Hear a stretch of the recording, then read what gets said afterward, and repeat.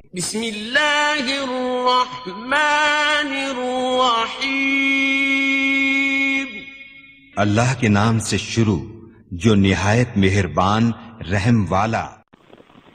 پیام دے کے جو آئے صبا مدینے سے، مریض عشق کی لائی دوا مدینے سے۔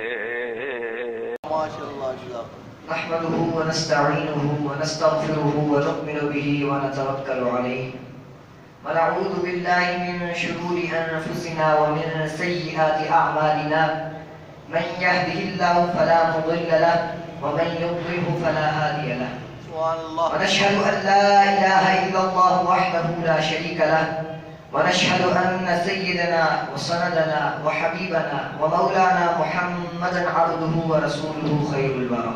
أما بعد، فأعوذ بالله من الشيطان الرجيم.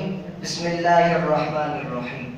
إن الله وملائكته يصلون على النبي يا أيها الذين آمنوا صلوا عليه وسلموا تسليما.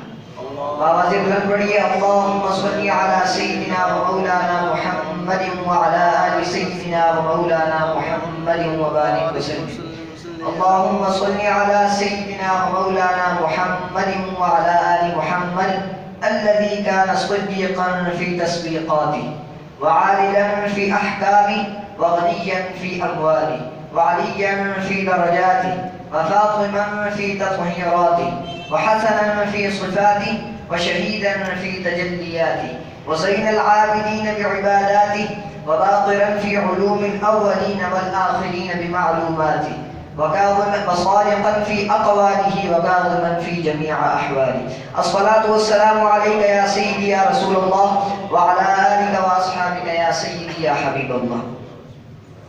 واجب تعظیم حاضرین محفل، عشاقان مصطفیٰ کریم علیہ الصلاۃ والسلام، جان نثاران صحابہ کرام، محبان اہل بیت اعظام اور عقیدت مندان اولیاء کرام، اللہ تعالی جل جلالہ وعم نوالہ وعظم شانہ کا بے حد بے حساب اور بے شمار شکر ہے کہ جس نے ہمیں جمعۃ المبارک کی ان بابرکت ساعات میں اپنے گھر میں بیٹھنے کی توفیق عطا فرمائی۔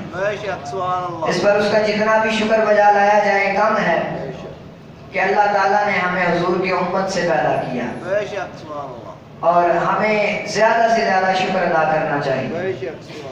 آج میں کچھ احادیث آپ کے سامنے پیش کرنا چاہوں گا اور ان کے ساتھ تھوڑی سی اصلاح کرنے کی کوشش کروں گا، اپنی بھی اور جتنے بھی لوگ موجود ہیں۔ ایک بہت بڑی بیماری پھیل چکی ہے کہ لوگ جھوٹ بولتے ہیں اور جھوٹ بول کر کہتے ہیں کہ ہم نے مذاق میں بولا ہے۔ اکثر آپ دیکھیں گے کہ ہماری عمر کے جتنے طالب علم ہیں کلاس میں جیسے ہی پہنچیں گے کہیں گے دیکھو بھائی استاد آگے استاد آگے استاد آگے۔ اب استاد آئیں گے نہیں، اس سے پوچھا جائے گا بھی تم نے کیا کیا، تو وہ کہے گا جی میں نے مذاق میں بولا ہے۔ اب اسی پر ایک بہت مشہور کہاوت بھی ہے جو ہمارے نصاب کے اندر بھی موجود ہے، مگر اس کے بعد حدیث نہیں موجود۔ اگر اس کے ساتھ یہ حدیث ایڈ کر دی جائے تو اس کا وزن کئی درجے بڑھ جائے گا۔ ایک چرواہا تھا، وہ جنگل میں بکریاں چرانے جاتا تھا، تو ایک مرتبہ اس کو شرارت سوجی، اس نے اونچا اونچا یہ صدا لگانی شروع کر دی کہ بھئی شیر آیا شیر آیا شیر آیا مجھے بچاؤ۔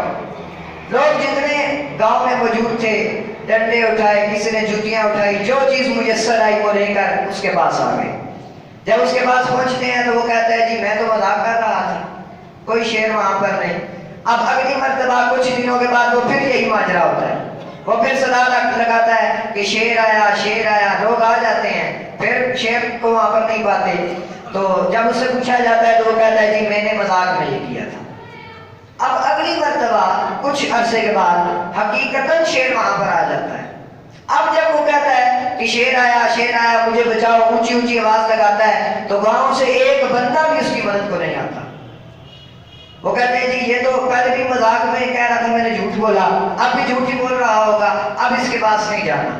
تو وہ شیر اس کی بکریوں کو بھی کھا جاتا ہے، اس کو بھی وہ نقصان پہنچاتا ہے، مار کر چلا جاتا ہے۔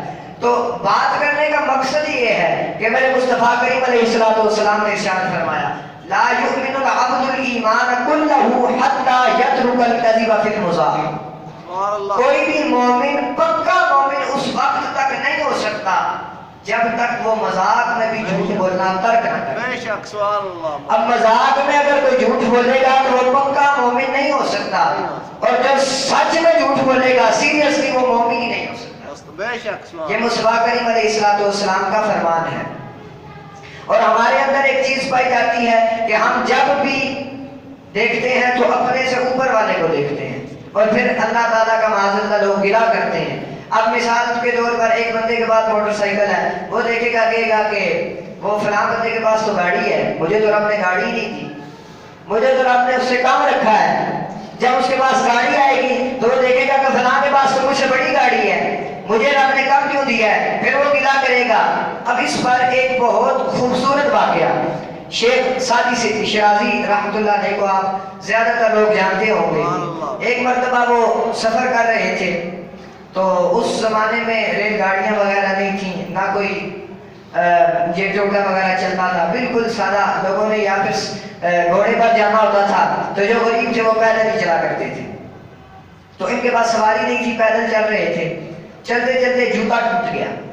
جب جوتا ٹوٹا تو پھر بھی سفر لمبا تھا، بھی چل رہے تھے، پاؤں میں زخم ہو گئے، زخم ہونے کے بعد چھالے بن گئے، کچھ اور چلنے کے بعد چھالے بھی پھٹنے لگے۔ پھر ایک جگہ بیٹھ کر تو اللہ تعالیٰ کا گلہ کرنا شروع کر دیا، یا اللہ تو نے اگر مجھے رقم دی ہوتی تو میں سواری پر آ جاتا، نہ میرا جوتا ٹوٹتا، نہ میرے پاؤں میں زخم ہوتے، نہ چھالے پڑتے، نہ چھالوں کی پھٹنے کی نوبت آتی۔ گلہ شروع کر دیتے ہیں۔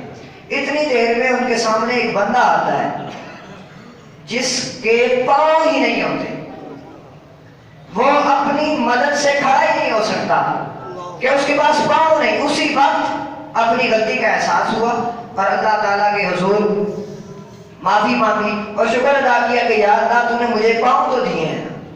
اسی لیے نبی پاک صلی اللہ علیہ وآلہ وسلم نے ارشاد فرمایا انظروا الی من اسفل منکم ولا تنظروا الی من هو فوقکم۔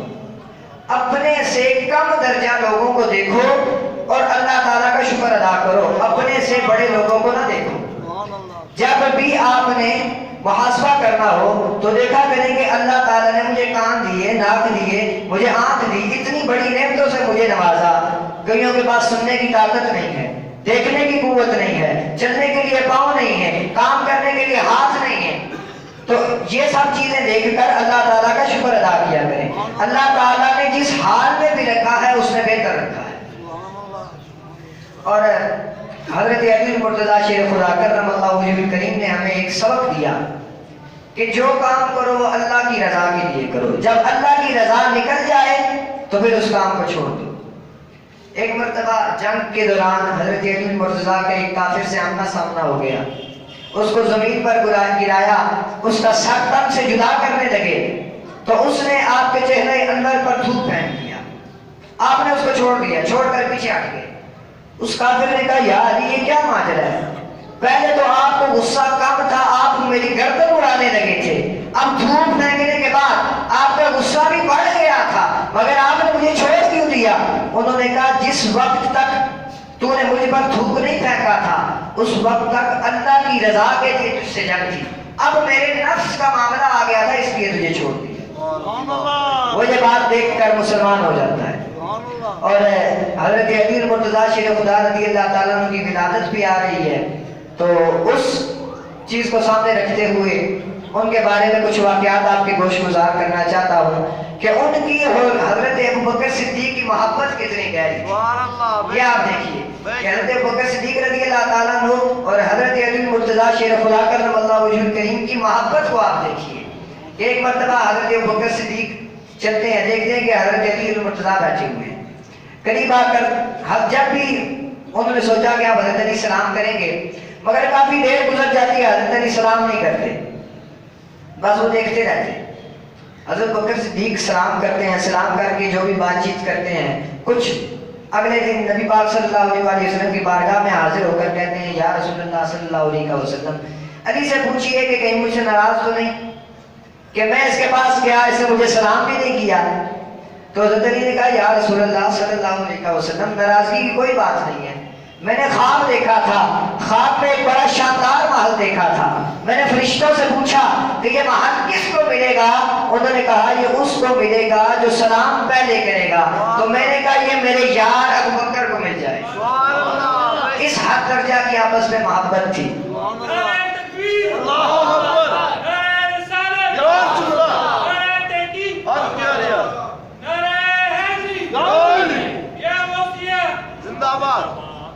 اور ایک مرتبہ حضرت ابوبکر صدیق رضی اللہ تعالیٰ عنہ آئے اور حضرت علی کے سامنے بیٹھے. بیٹھ کر تو حضرت علی مرتضیٰ کو دیکھنے لگ پڑے. اب دیکھ رہے ہیں بس اور کوئی کام نہیں کرتے. حضرت علی کہتے ہیں کہ اے ابوبکر آپ میری طرف دیکھ رہے ہیں, نہ آپ کی نظر ہلکی سی ادھر ہوتی ہے نہ ادھر ہوتی ہے اور نہ آپ کوئی بات کر رہے ہیں, اس کی وجہ کیا ہے؟ تو حضرت ابوبکر صدیق کہتے ہیں کہ اے علی مجھے نبی پاک صلی اللہ علیہ وسلم سے ایک بات پتہ چلی ہے اور وہ بات یہ ہے کہ جنت میں وہی جائے گا جس کو علی کی اجازت ہوگی. جس کو علی اجازت نہیں دے گا کہ جو علی سے بغض رکھے گا وہ جنت میں نہیں جائے گا. بے شک. تو حضرت علی کہتے ہیں یار ابوبکر ایک بات مجھے بھی رسول کریم نے کہی ہے کہ جو ابوبکر سے بغض رکھے علی تو نے اس کو اجازت دینی نہیں ہے. اور علی بھی اسی کو ٹکٹ دے گا جنت میں جانے کا جو تجھ سے محبت کرے گا. اور میرے مصطفیٰ کریم علیہ السلام نے حضرت سیدنا ابوبکر صدیق رضی اللہ تعالیٰ عنہ سے کتنی محبت کا اظہار کیا اور انہوں نے کیا فرمایا؟ فرماتے ہیں ما نفعنی مال احد قط ما نفعنی مال ابی بکر. مجھے کسی کے مال نے اتنا فائدہ نہیں دیا جتنا کہ ابوبکر کے مال نے دیا ہے. اور آپ حدیث سنیں کہ خیر الناس من ينفع الناس, کہ لوگوں میں بہتر وہ جس سے لوگوں کو نفع ہو. اب جس سے لوگوں کو نفع ہو وہ بہتر ہو جائے تو جس سے میرے مصطفیٰ کو نفع ہو جائے اس کی بہتری کا تو ہم اس چیز کے قائل ہیں. حضرت علی کو نبی پاک صلی اللہ علیہ وسلم نے فرمایا تھا نا کہ اے علی تیری مثال حضرت عیسیٰ علیہ السلام جیسی ہے کہ یہودیوں نے ان سے بغض رکھا جہنم میں جائیں گے, عیسائیوں نے محبت کی آڑ میں وہ مقام دے دیا جس کے حضرت عیسیٰ مستحق نہیں تھے, وہ مقام دے دیا کہ خدا بنا دیا. تیری وجہ سے بھی دو گروہ جہنم میں جائیں گے, ایک وہ جو تجھ سے نفرت کریں گے اور ایک وہ جو تیری محبت کی آڑ میں تجھے وہ مقام دیں گے جس کا تم مستحق نہیں ہے. تو ہم اپنے اکابرین پر بھی رشک کرتے ہیں کہ انہوں نے ہمیں وہ عقیدہ دیا جو حق عقیدہ ہے. اور دعا کروں اللہ رب العزت سے کہ جتنی باتیں بھی کی ہم سب کو ان پر عمل پیرا ہونے کی توفیق عطا فرمائے. وما علینا الا البلاغ. شہنشاہ مدینہ الصلاۃ والسلام, شہنشاہ مدینہ الصلاۃ